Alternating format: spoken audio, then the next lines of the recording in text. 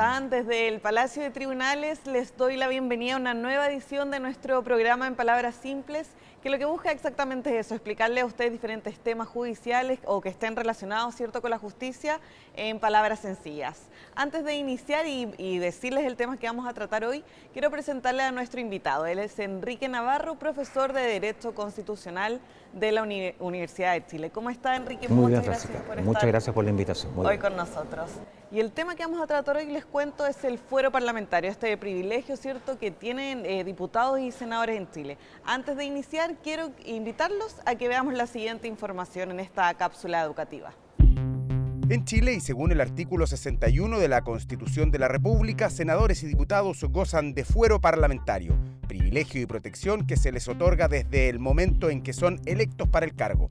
Esto indica que no pueden ser imputados o afectados en su libertad personal, salvo en caso de delito flagrante, sin que el Pleno de la Corte de Apelaciones correspondiente a la jurisdicción acoja una causa judicial en la que están involucrados.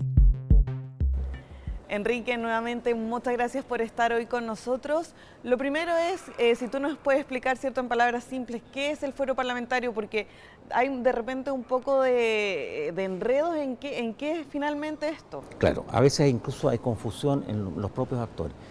Incluso se confunde con la inviolabilidad parlamentaria, que es otro derecho, otro privilegio que consiste en que el parlamentario no puede ser juzgado por las opiniones que emite en sala o comisión. El fuero, en cambio, es un privilegio procesal que tiene una justificación porque el parlamentario tiene una representación, es un mandato elegido democráticamente para representar distintos intereses y en consecuencia hay un tema también de quórum. En consecuencia, desde tiempos inmemoriales en Chile, desde los primeros textos constitucionales y en Inglaterra, desde también de los primeros tratados y pactos, se establece ese beneficio procesal, que significa que el parlamentario, en el actual texto constitucional, no puede ser privado de libertad o no puede ser arrastrado a un proceso penal sin que previamente la Corte de Apelaciones respectiva en pleno, supongamos la Corte de Santiago o la Corte de Valparaíso, autorice formar causa. Claro, porque esto tiene que ser en la Corte de Apelaciones respectiva donde fue cometido el delito. De donde se produjo. Entonces normalmente los temas o son en Valparaíso o a veces en Santiago y funciona como pleno. ¿Qué es lo que va a hacer la Corte de Apelaciones? Va a revisar si en el fondo la petición tiene plausibilidad, si tiene antecedentes serios. Y si lo estima así y es fundado, en ese caso desafora al parlamentario y por tanto él queda suspendido en el ejercicio de su cargo durante la respectiva investigación. Igualmente en el caso que se adopten medidas cautelares, hasta que haya una sentencia definitiva que obviamente puede absolver o que puede condenar en su caso al parlamentario. Claro, Enrique, si bien es cierto el punto que nos explicas, antes de llegar allá a la desaparición quería ir a las excepciones que también tiene este fuero parlamentario, porque claro, ellos no pueden ser acusados, ¿cierto?, ni privados de libertad previo a la autorización de la Corte de Apelaciones respectiva, pero también hay una excepción, ¿cierto?, que es cuando el delito está infragante, y que en claro, ese caso el parlamentario viene a ser igual ante la ley, ¿no? Claro, el delito flagrante, pero para ser puesto precisamente inmediatamente a disposición de la Corte. O sea, siempre va a requerirse que la Corte autorice el inicio del proceso, en este anteproceso, como le llamaban algunos fallos de la Corte antiguamente, pero de un proceso en donde digamos, el querellante y en su caso el parlamentario hagan valer sus alegaciones para ver si que en realidad es una petición fundada. Por ejemplo, como el parlamentario tiene fuero, pero también tiene inviolabilidad, como decíamos, si yo quiero juzgar a un parlamentario por algo que dijo en sala, en principio no es juzgable y por tanto no debería autorizarse el desafuero. Entonces lo que normalmente hace la Corte más bien es analizar si tiene plausibilidad, si tiene antecedentes razonables y por tanto si procede iniciar el proceso, no estamos más allá que iniciar el proceso. Ahora, en materia procesal penal, si el Ministerio Público formaliza a un parlamentario, en ese caso no es necesario todavía desaforar, sí para privarlo de libertad y sí para acusarlo, o sea, para seguirle el proceso ante el respectivo tribunal. Claro, al ser desaforado este parlamentario, ya sea senador o diputado, se produce un problema dentro del Congreso porque en el fondo falta uno, ¿verdad? Exactamente, queda suspendido en el ejercicio de su cargo y por eso también altera los equilibrios de representación democrática, porque no hay que olvidar que el parlamentario es un mandatario. Los ciudadanos han elegido cada cierto periodo, ¿no es cierto?, a un diputado, a un senador para representarlo. Y en consecuencia, al verse afectada esa representación por la suspensión del cargo, obviamente los principios básicos de igualdad democrática, digamos, se ven también alterados. Y es por eso que en la tradición más clásica siempre ha existido la institución del desafuero. Antes, incluso en el siglo XIX, desaforaba la propia Cámara, obviamente lo que generaba una discusión. A partir de la Constitución del 25 en Chile, es la propia Corte de Apelaciones la que autoriza formar causa e iniciar el proceso contra el parlamentario. Claro, y con la reforma procesal penal también hubo una modificación a este fuero, ¿verdad? Exactamente, porque, reitero, la sola formalización, o sea, la sola comunicación, no es necesaria para pedir el desafuero, pero si quiero solicitar medidas cautelares, restrictivas de libertad, cualquiera que estas sean, como lo establece el Código, y obviamente llevarlo al proceso penal y acusarlo, en esos casos necesariamente tiene que ser previamente desaforado. Claro, yendo al tema de la justicia específicamente en este tema, ¿cierto?, del fuero parlamentario, hay una discusión porque muchas veces la Corte de Apelaciones quizás autoriza esto, pero luego se presenta un recurso, ¿verdad? Un recurso acá en la Corte finalmente.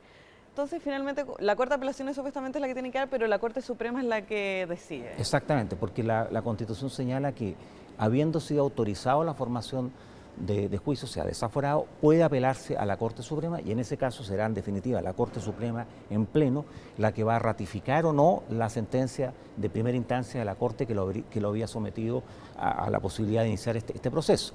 Obviamente, la Corte Suprema, en definitiva, a la larga tiene la última palabra y tendrá, por tanto, que analizar si es que hay antecedentes mínimos razonables para iniciar ese proceso o no, o está sujeto eventualmente a casos en donde no tendría responsabilidad y, por tanto, no es justificado desaforarlo.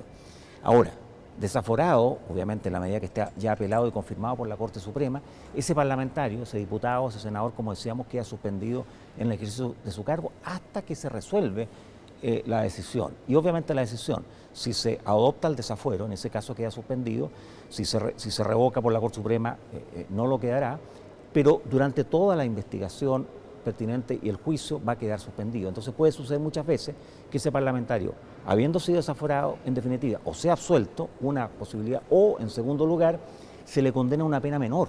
Y si es una pena menor de 3 años y 1 día, en ese caso puede perfectamente volver al ejercicio. Por eso que algunos, invocando lo que se llama hoy día la presunción de inocencia, o sea, la circunstancia de que una persona, un verdadero estado de inocencia, es inocente hasta que no haya una sentencia. Y en razón también de la igualdad ante la ley dicen, lo razonable sería que como cualquier ciudadano fuera eventualmente un juicio y se esperará lo que en definitiva determine el tribunal. A ese punto quería llegar también sobre esta igualdad ante la ley, ¿cierto? Hoy existe un debate para eliminar este fuero parlamentario que, como comentó usted, está hace mucho tiempo en la legislación chilena. ¿Por qué finalmente debería eliminarse? Finalmente es un privilegio que se tiene por el cargo. Exactamente, es un privilegio por el cargo que, como lo digo, tradicionalmente en el mundo parlamentario, en Inglaterra, en Europa, existe. Pero algunos lo critican porque dicen lo lógico sería que ese ciudadano, ese parlamentario, como cualquier ciudadano, pudiera ser llevado a un juicio, siempre y cuando obviamente no se vean alteradas las mayorías y hasta esperar en definitiva una decisión. Entonces, porque por ejemplo, si un parlamentario es demandado civilmente o en un juicio ejecutivo, no produce ningún efecto. Esto solo se dice relación con los juicios penales.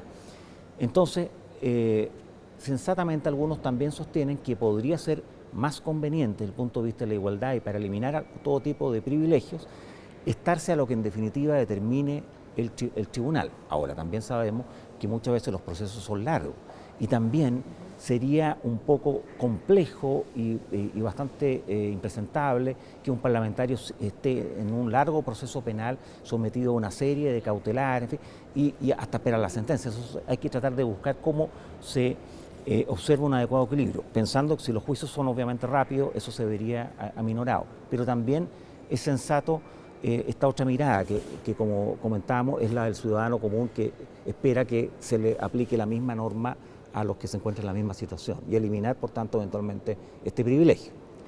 Perfecto, Enrique. Para ir ya terminando, ¿cierto?, las conclusiones del tema. Entonces, un parlamentario no puede ser reemplazado mientras esté en el periodo de su cargo. Exactamente. ¿Verdad? Durante todo el periodo en que se autorizó el desafuero, ese parlamentario queda suspendido, no puede ser reemplazado porque el parlamentario, si bien puede renunciar que está sujeto a ciertas causales bien acotadas, no puede ser reemplazado en este periodo. Hay países en los cuales hay diputados suplentes, en Chile no existe eso, es el mismo titular. Y por tanto, en ese mismo periodo se ve alterado el respectivo quórum y el parlamentario va a tener que esperar la decisión que a la larga adopte en definitiva la Corte Suprema. Claro, en ese sentido, un tema complicado finalmente cuando un parlamentario es desaforado. Enrique, te queríamos agradecer por estar hoy con nosotros en Palabras Simples. No sé si te gustaría agregar algo más. No, solo decir que en la mayoría de los países se establece esta institución. En algunos casos es el Congreso el que autoriza, pero en el caso chileno, en la tradición desde 1925, es la Corte de Apelaciones y en definitiva la Corte Suprema. Creo que a la larga es muy probable que este tipo de privilegios procesales se modifiquen o por lo menos se acoten en términos razonables también. Perfecto, Enrique. A mí por lo menos me quedó súper claro el tema y a ustedes les quiero agradecer por acompañarnos, ¿cierto?, en Palabras Simples y dejarlos invitados a que revisen todas nuestras plataformas del canal del Poder Judicial y también del Poder Judicial específicamente y nuestra página web www.poderjudicialtv.cl. Muchas gracias y que estén muy bien. Gracias, Enrique.